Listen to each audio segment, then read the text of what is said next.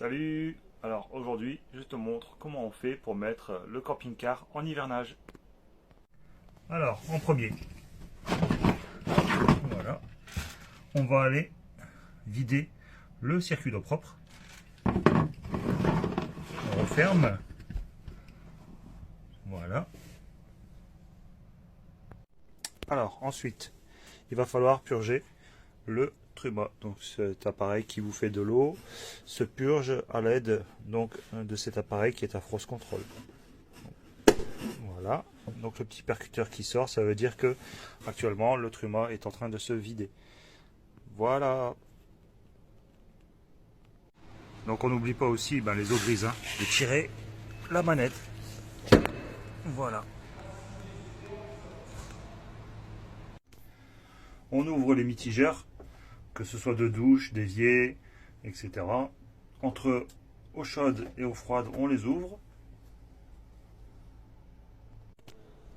Pour certains bacs à douche, il existe aussi un système de siphon anti-refouloir, donc il ne faut pas hésiter à retirer, à enlever donc cette partie-là qui est, là elle est pas en eau, mais d'habitude il peut y avoir de l'eau dedans, et hop, on vide aussi pour pouvoir justement empêcher que l'eau ne gèle dans cette petite partie.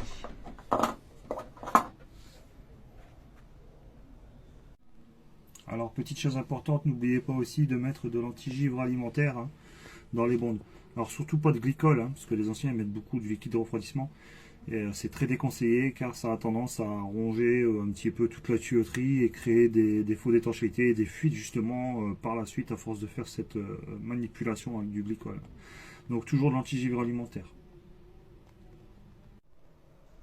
Quand l'eau est complètement vidée, on n'oublie pas aussi d'activer, donc d'appuyer sur le bouton pour l'évacuation des toilettes pour activer l'électrovanne et pour dégorger le restant d'eau qui est dans l'électrovanne.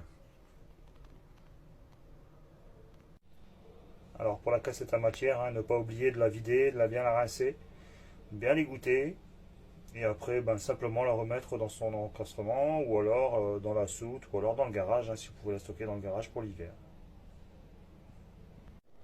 Très important aussi le frigo, il ne faut pas le laisser fermer, sinon ça risque de moisir.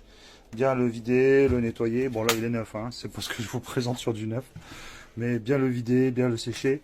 Et après on met les petites attaches, si on a des petites attaches, ou alors on trouve un système pour pouvoir le laisser entrouvert pour l'hiver.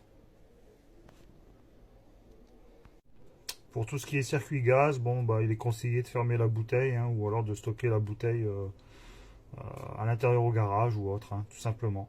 Voilà. Alors attention, n'oubliez pas, pour les personnes qui sont en altitude, le butane givre. Donc surtout, toujours avoir du propane dans son camping-car, c'est ce qui est très conseillé.